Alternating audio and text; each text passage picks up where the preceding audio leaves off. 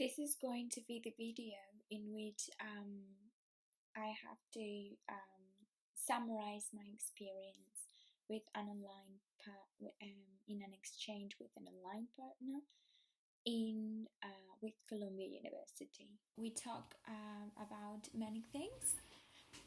Some of them were really interesting.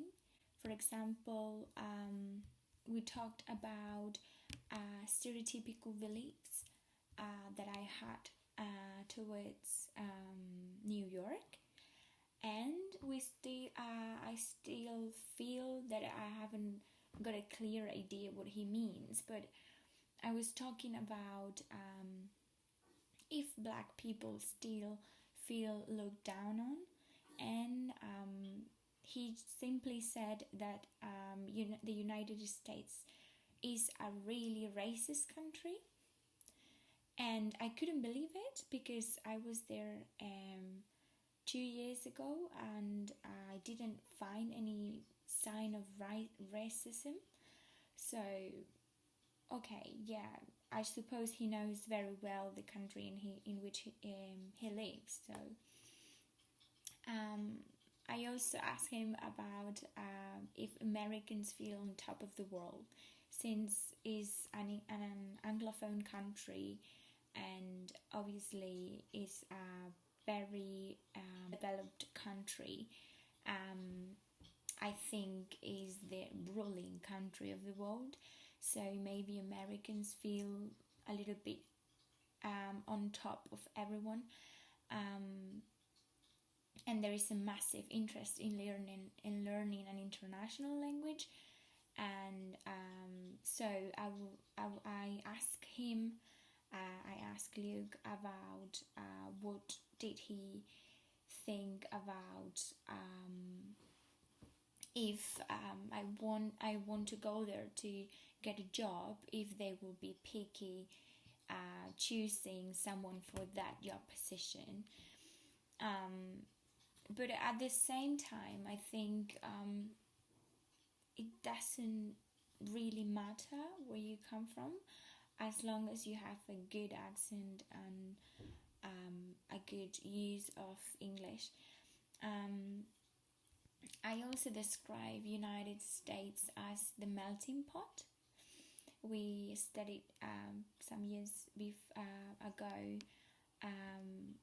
in literature, and I said that I saw the United States as the promised land, where everyone helps each other and where you can make your dreams come true. And it was really shocking for me because Luke said to me, "Oh no, this is not this way. Usually in New York, people is really rude to you, and because it's the city, and then in the outcasts." He said that in small towns, and in the outcast, people tend to be nicer and tend to be generous. Also, he talked to me about stereotypical beliefs of Spain, and he first mentioned football and beaches. So yeah, okay, I know that we have amazing beaches, and also that football is really latent in our culture, but it's not the only thing that we have. So I suppose Spain, in comparison to United States, is like the touristic country. Luke surprisingly said to me that he imagines all Spanish people dancing and listening to flamenco, and I said no, it's not that all people from Spain does that. It's only the people from the south, especially Andalucía, la Comunidad Autónoma de Andalucía, and I was really surprised by the fact that he stated that he thought that about everyone in Spain. So yeah, it was really interesting. And after that, we talked about bullfighting, and I have a clear opinion on that, and I'm totally against. Luke said that he was totally against you, and that he knew about similar sports in the United States, like hunting, and he thought that it was not really a sport because hunting birds and deers and all that is not really fun for us. So in that case, it was really nice to find someone that agreed with me.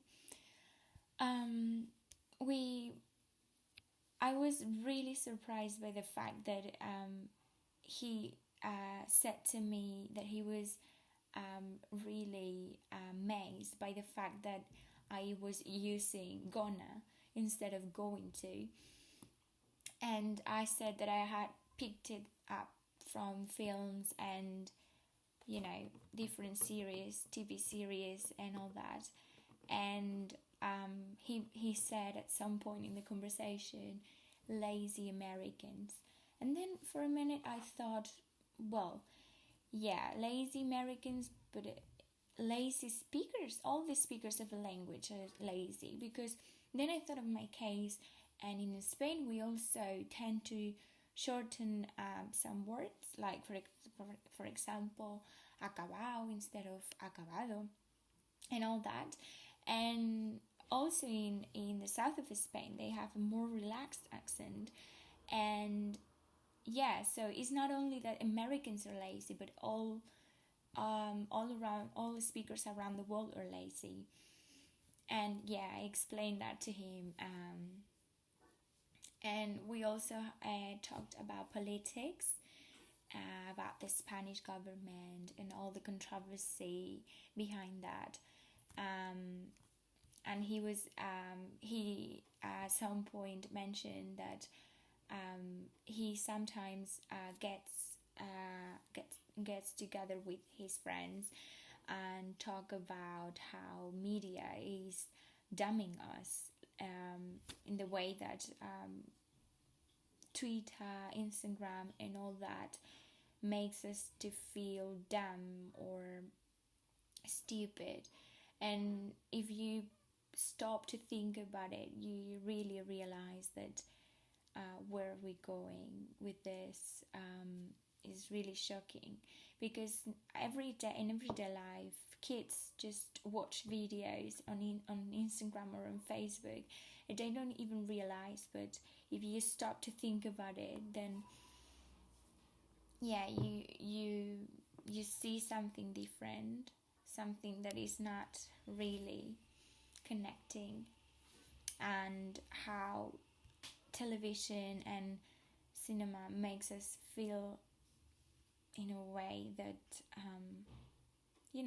like machines, and like we can be taught really to do a lot of things that we don't want to, or to believe in things that we don't want to believe, or have figures and models that we don't want to believe in.